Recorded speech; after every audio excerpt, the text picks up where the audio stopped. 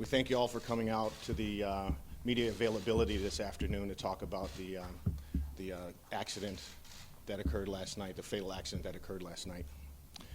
So last night about 10 p.m., we started receiving calls of a vehicle accident that occurred on Mill Avenue, just south of Curry Road here in Tempe. Vehicle was traveling northbound on Curry Road. Vehicle was traveling northbound on Mill Avenue, just south of Curry Road. The time this vehicle was traveling northbound, there was a pedestrian that was walking a bicycle from the west side of the road to the east side of the road. Once that vehicle got into the lane of traffic of the vehicle, once the pedestrian got into the lane of traffic with the vehicle struck the pedestrian, at which time she was transported to a local area hospital and was pronounced deceased at the hospital.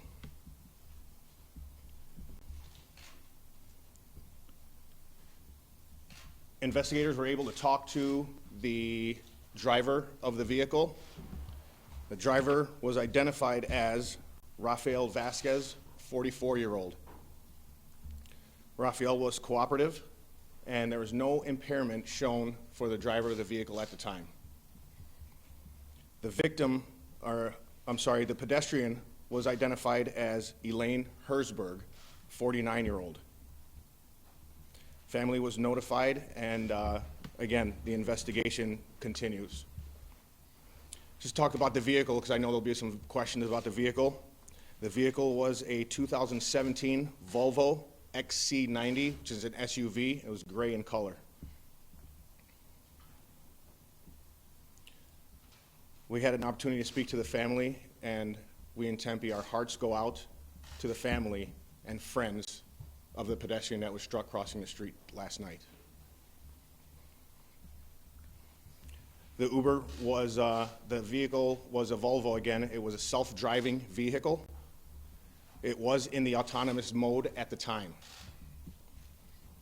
Also, the vehicle operator was behind the wheel of the vehicle at the time. Message that we do want to share out is obviously the safety of our citizens here in Tempe is of utmost importance. And we just want to make sure that our citizens are safe. And if there's availability to do it, please use the crosswalks when you're crossing the street. Again, nobody wants to go through this. We in our department are investigators, and I'm sure the family also. None of us want to go through this ever again. So using the crosswalks will definitely limit any tragic incidents from happening again. At this time, we can take any questions that the media may have. Any idea how fast the vehicle was going? Preliminary investigation showed that the vehicle was traveling at approximately 40 miles an hour. But again, our investigation is just beginning. It's in the early stages, and there's going to be some details that we don't have specifically, but that's what we have initially. Did the car ever show any signs of slowing down before it hit the woman? Again, our investigation did not show at this time that there were significant signs of the vehicle slowing down, but our investigation is going to reveal more once it's complete. And about how far from the crosswalk was the woman when she was going across the street? Thank you. I don't know the answer to that question at this time. Has there been any kind of conclusion drawn thus far as to whether it's the vehicle's fault or the pedestrian's fault? There's no conclusion. We hate to draw conclusions. A conclusion will come at the end of the investigation. But again, the vehicle was traveling northbound, and the pedestrian was outside of a crosswalk. So it was mid-block. And as soon as she walked into the lane of traffic, she was struck by the vehicle that was traveling northbound. Is there anything you can share with us as far as a statement that the driver of the vehicle may have made? Did he indicate that he didn't see the bicyclist, the pedestrian walk across with the bicycle? Did he say she just kind of came out of nowhere? Did he say it was dark, he never saw her? Anything you can share about his statement? Sure. I do not have information I can share about the statement. Again, this is just the beginning stages of this incident, and that is part of the investigation. So we can't, I don't have any information on that right now. Is the operator's responsibility to take control if there is something around that I can't speak to the policy and procedure for Uber. I'm sure that's the perception. However, I don't have the information as to that being the responsibility. Again, I'm sure many would think that that's a responsibility, but that would be a question for them. So if there were charges, is it possible the operator, though he wasn't driving, would be charged? This investigation is going to go to the county attorney's office, so I don't have any information on charges at this time. That's going to be up to the county attorney's office. And once they decide whether there's charges or not, then that determination can be made. Is there dash cam video that shows the accident? Are there different angles showing perhaps one pointed at the driver? How much evidence do you have in terms of video from the car? Thank you. There is evidence, there is video evidence available. That video evidence is not available to be released at the time because it is part of the investigation.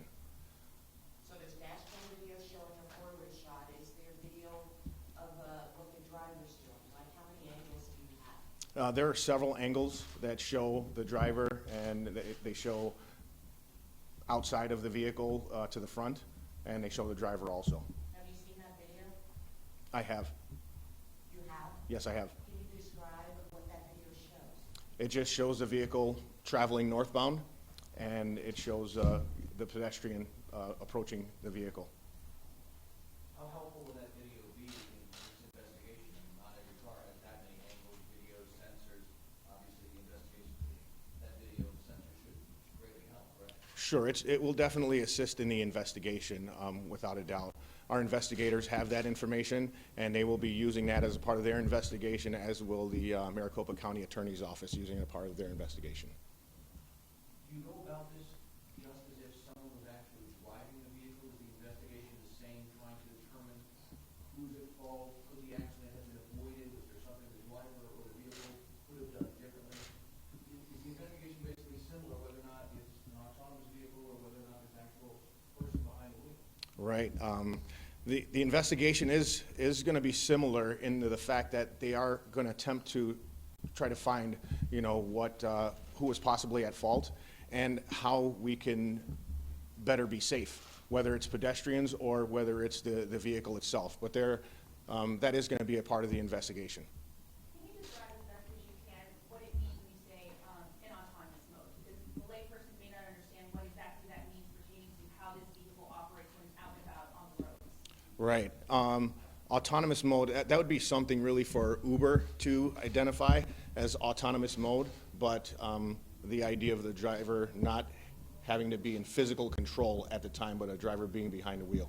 So as for an exact definition of what autonomous mode is, I'd probably have to refer you to Uber so they can better answer that question for you. And so maybe about a year ago, the same kind of vehicle, self-driving Uber car was involved in another collision. That one, nobody was hurt. But, I guess how often are you responding to accidents, fender benders involving these kinds of vehicles? Right. For me, those are the only two that I know of.